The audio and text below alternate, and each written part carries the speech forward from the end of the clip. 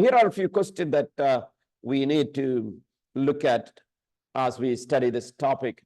Are details of the elements. All right, now the question we are asking is some people make a lot of issues related to this, right? A lot of issues related to this. So I wanted to, if this is coming from certain circle, they are much into kind of Pharisaic thinking, right? So I wanted to talk about some of the issues related to this. Are the details of the elements, such as an unleavened and single loaf, single cup of real wine necessary for a valid celebration, right? That's a question. The disciple used a common loaf and common cup is apparent in the biblical record, right? Common loaf and common cup. That's what disciples used. The idea of unity that these convey is attractive, right? One loaf, one cup, right? And that's about, you have few people. However, there is no indication that the church in Acts saw this as a necessary component of the rite. But as the church grew, I don't think they saw it as a necessary component. Further, it is highly unlikely that 5,000 men of the Jerusalem assembly, 5,000 men, Jerusalem assembly, could have found a loaf or a cup adequate size. They arguing the case that you got about 5,000 men there in Jerusalem assembly. They're carrying that one cup, one cup and that one huge bread as a meal. I don't think anyone can buy that argument. So that one cup and one bread. I know people have mocked, when we have different cups, right? Anyway, people don't think well, and they have some poor evangelist or pastors taught them the other way, and therefore they are like, only one bread. That the bread was unleavened and wine unpasteurized in the original supper is likewise indisputable. What is unleavened bread? Can anyone say what is unleavened? Huh?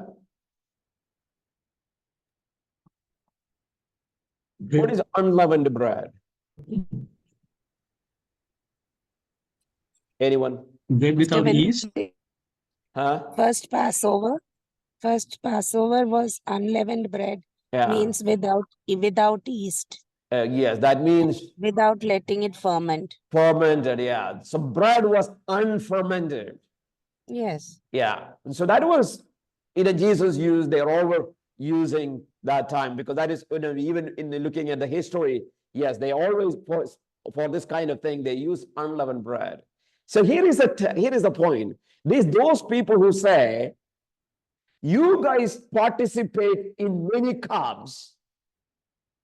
We participate in only one cup, So if you go to some church, it's funny. I'm sorry that I'm not here to mock anyone, but because they mock people, like we serve in small cups, friends, here, small tiny cups. We wash them, keep them, dry them, right? For many reasons. For many health challenges, for that matter. Unlike olden days, we have much more issues, so I think. And so we wash them, right? So we have individual cups. But I know that there were some people mocked the idea. So I'm saying, you're saying early church practiced one cup? My argument here is that Jerusalem church had 5,000 men, more than that people were there. And what kind of cup they were carrying?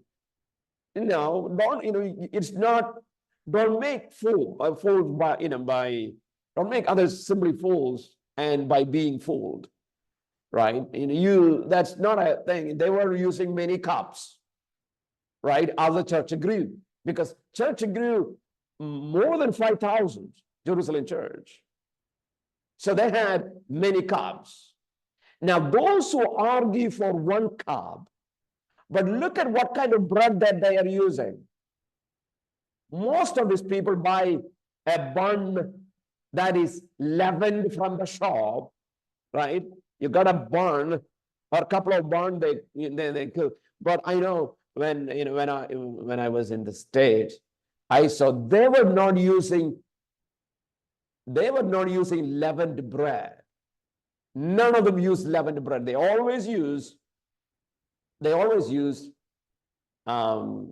out of wheat, small pieces that is baked without puffed up, right? With unleavened bread. Yes, the piece of bread. They make it is, I think it is available, or I don't know, people make it. It's available to get unleavened. But here in I've seen in many churches, they use buns, or we have used bread, right? A slice of bread, you cut into pieces and cut into pieces and serve, right? So these are all, Another thing, so the bread was unleavened and the wine was unpasteurized. What does unpasteurized wine means? What is a pasteurized wine? Anybody knows what is pasteurized wine? Fermentation. Pasteurized, what is pasteurized milk?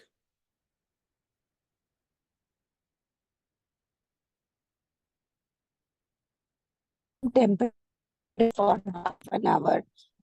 That bacteria will not multiply. Yes. So pasteurized one is usually bacteria is removed so that it will not be fermented. It will not be fermented.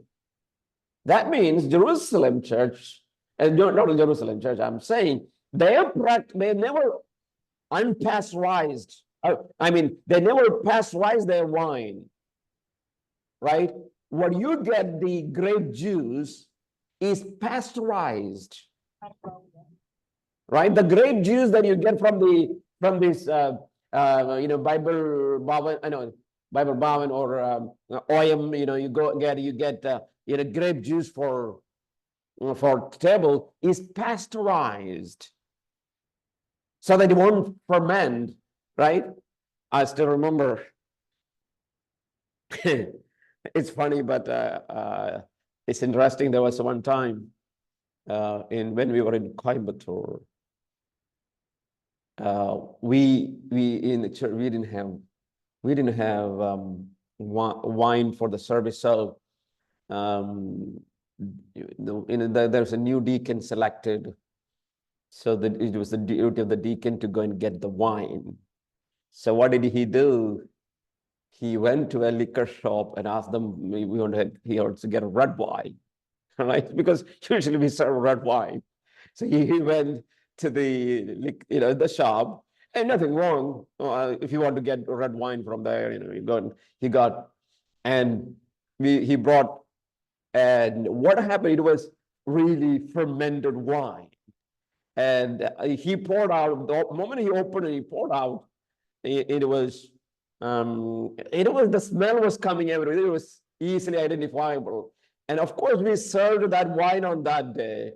It was, of course, a little cup everyone drank, but it was fermented wine, with alcohol in it. And it was none was intoxicated, or nothing happened, but I'm saying that sometime it has happened.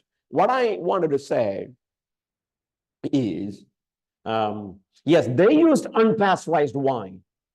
In fact, they fermented the wine because oftentimes their drink was, the water they drank was polluted, was A lot of, if you look at Bible geography, customs and culture, if you study, you will see the water that they were getting was not really, sometimes not drinkable. So how did they make it drinkable? They added wine into that, so that the alcohol in the wine destroyed many germs and bacteria of the water, and that's how they got pure water. So study, that is also, studies are there. So what I'm trying to say is that, yes, they used unleavened bread and they used unpasteurized wine in the early time period. Further, since the leavens is sometimes a symbol of impurity in the Bible, use of unleavened bread could strengthen the symbolism of purity. So they always, leaven, or leaven, we will say leavens the whole lump, right? A little leaven is enough to leavens of the whole lump. So it always a symbol of impurity. So they did not use for this kind of purpose, religious purposes, a leavened bread. So the absence of leaven in Passover bread, however, has to do not with the purity, but with the haste. But if you look at, well, I forgot. There is, if you Google the internet, you will see something with that name start with M, a specific bread Jewish people make, right? For the Passover, specific bread. Yes, without, that is like within this many hours they make bread. And the reason why God told them to make unleavened bread is that they should not wait, right? They should do it quick. So we are not, again, for the scripture offers no rule in this regard. So my question here is that, okay, are details of the elements such as unleavened and single loaf, right? Unleavened bread and single loaf and single cup of real wine necessary for a valid celebration, I think these are not important things, right? If you have a leavened bread, it is okay. If you have a pasteurized wine that is simply grape juice, this is okay for us, because the main thing is not in these elements. Of course, in these elements, rather, what do you do with it?